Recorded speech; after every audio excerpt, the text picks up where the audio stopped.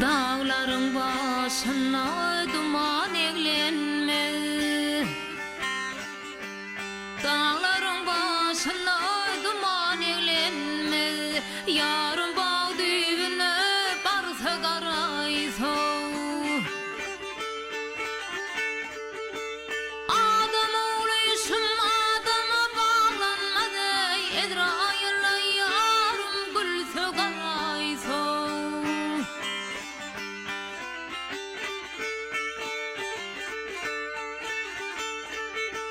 Çöl içinde gezen ceren oğlaklar, aydınla tergezen sel sayatlar. Toyduna dipten çıkan balıklara, yarım soyduna barsa qarayso.